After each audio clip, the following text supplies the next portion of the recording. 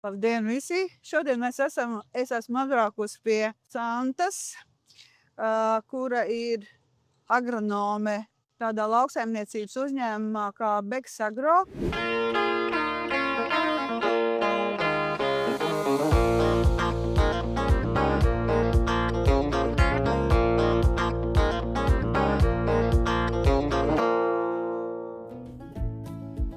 Santa, varbūt pasaki, ko īpašnieki audzē un ar ko tu strādā?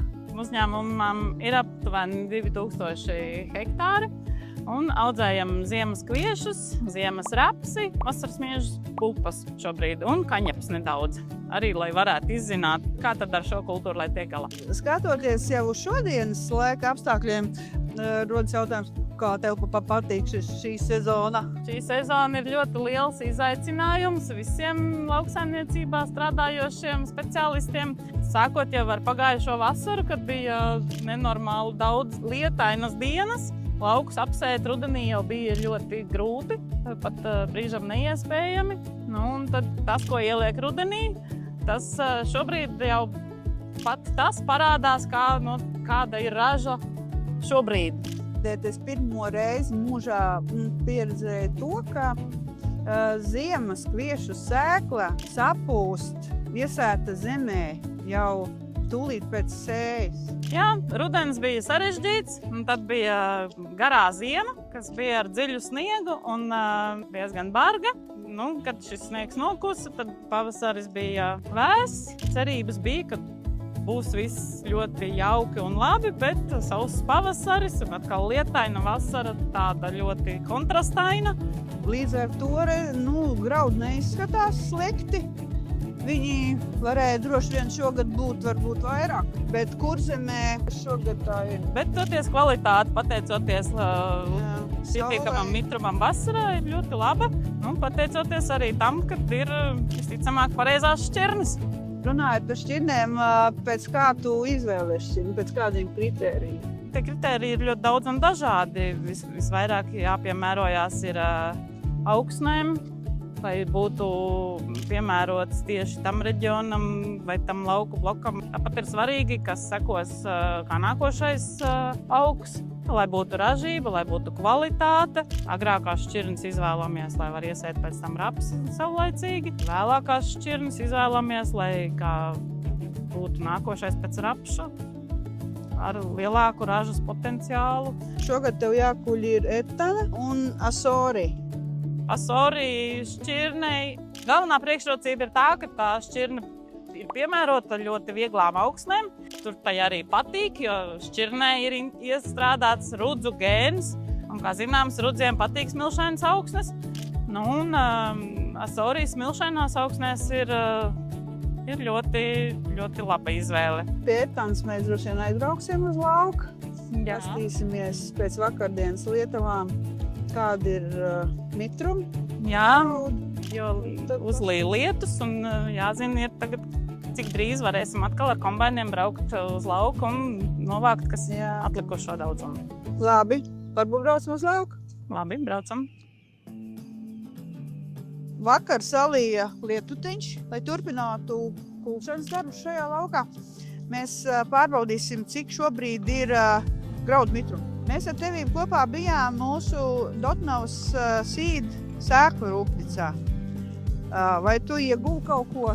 Jā, man ļoti patika Dotnavas sīds sēklu fabrikā. Es tur tiešām biju ļoti priecīga tāda iespēja tur būt. Man ļoti patika tas, ka tika parādīts tas process, kā sēklas tiek gatavotas, cik tur daudz tiek ieguldīts darbs, lai varētu visu atdalīt, sašķirot. Īstenībā es nemaz nebiju tik dziļi tajā iedziļinājusies, ka tas process ir tik garš, ka tās darbības ir ļoti daudz. Tas viss tiešām notiek ļoti nopietni. Un tad arī var saprast, kāpēc tās sēklas materiāls ir tik dārgāks. Kamēr Santa mēra pie mums ir pievienojusies garām braucot Ērika Freimana. Dažos vārdos, kā tu, Ērika, raksturotu etanu? Katru gadu iedos stabilu ražību un stabilu kvalitāti. Gan sausā vasarā daudzas šķirnes cieš etana iznes savu ražas potenciālu. Gan arī slapjā vasarā, kā mēs redzam, šogad bija ļoti slapjš jūlijas. Etana ļoti skaisti stāv uz kājas, jo viņai ir laba veldas noturība, viņai ir īsāka auguma, vieglāk kuļama. Un, kā jau es teicu, ja, tad tie kvalitātes rādītāji arī ir stabili, noteikti. A klases graudi, tās ir tās pamat vērtības, kas, es domāju, ir ļoti būtisks. Ja. Santa pa to laiku ir nomērījusi mitrumu graudos 22%. Ja? Jā, nu tad ar kulšanu ir jāpagaida, jo tik slapjus mitrus graudus mēs negribam kult. Lai tagad daba mazliet pažāvē vējš ir un saulīt uzspīd, visticamāk, ka tas process notiks diezgan ātri. Un kā tu raksturot etanu? Etana, jā, ir, kā Erika jau teica, ļoti tāda stabila šķirne, kas dod tiešām to solīto ražu.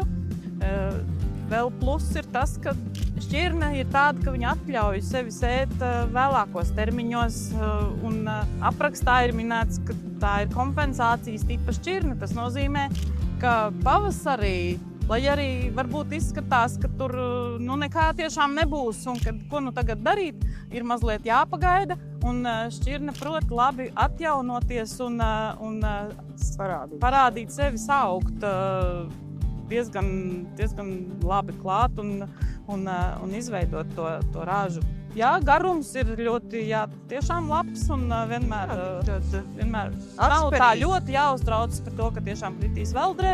Kvalitātes rādītāji, protams, ir jāpiestrādā pie proteīna mēslošanas, ja tas ir, tomēr, ja ir augstāka raža, tad ir tas jādara. Vidēji vēla šķirne, nav ļoti agra, nav ļoti vēla, bet ir vidēji. Tas arī ir tāds labs pluss, ka to var rēķināties, ka tomēr būs tā raža vairāk. Augstākā raža mums ir bijusi pagājušo gadu bija 9,2 tonnas no hektāra vienā laukā. Es uzskatu, ka tas mūsu reģionā ir diezgan labs rezultāts. Šogad vēl mums nav šie zināmi ražas rādītāji, bet es ceru, ka būs arī pietiekami labi. Ko? Paldies tev! Par Paldies. informāciju un par to, kā iepazīstināji ar savu saimniecību un saviem laukiem. Paldies par apciemojumu!